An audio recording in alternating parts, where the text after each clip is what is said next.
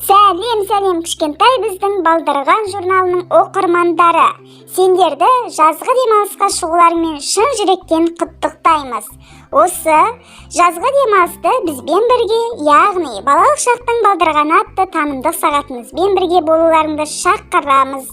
Өздерің білетіндей, бұл танымдық сағатта біз сендермен жұмбақ жасырып, мақал-мәтел мен жаңылтпаш айтып жарысамыз.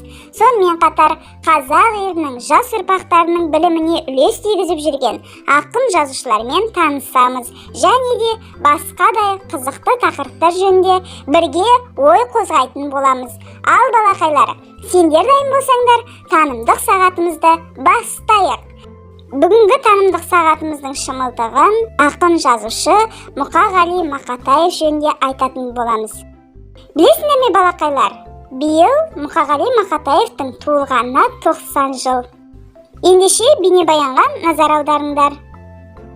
Қазақ халқын жарқын талантымен баурап алған Мұқағали Мақатаев 1931 жылы 9 ақпанда Алматы облысының қазіргі Райымбек ауданы Қарасаз ауылында дүниеге келді.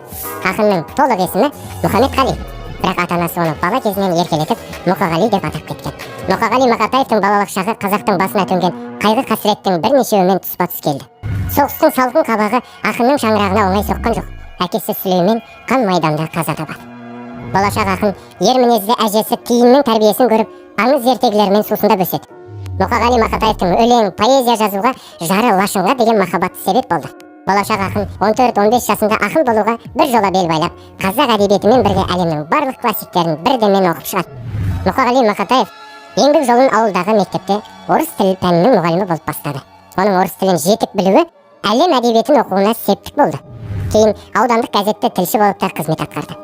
Ақынның өлеңдерін сүйіп оқыған Әбділда Тәжібаев Мұқағалидан үлкен ақын шығады деп ақынды Алматыға шақырады. Қалаға көшіп келген Мұқағали кәсіби қызметі әдебиетпен тығыз байланысты болып, Қазақ радиосында диктор, Социалистік Қазақстан газетінің журналисті, Жұлдыз журналының қызметкері, Жазушылар одағының жастар істері жөніндегі кеңесінің басшысы да болады. Сыртқы жағдайлардың өзгеруіне қарамастан, Мақатаев ең бастысы поэзияға деген махаббатына тұрақты болды. 1962 жылы алғашқы кітап шыққан кезден бастап 1976 жылға дейін ақынның 8 өлеңдер жинағы жарық көреді.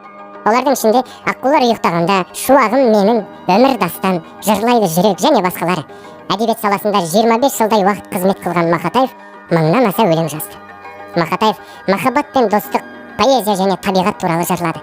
Бірақ оның шығармашылығында ерекше орынды отан тақырыбы алады. 1976 жылы Мақатаевтың Өмір дастан атты соңғы өлеңдер жинағы жарық көреді. Емі жоқ ауруға шалдыққанына қарамастан, өле өлгенше поэзияны сүйіп өткен ақын соңғы кітабы жарық көре сала жақындарына қойған қолтаңбасында Мұқағали не себептен екені белгісіз 1976 жылдың 27 наурызы деп белгіледі.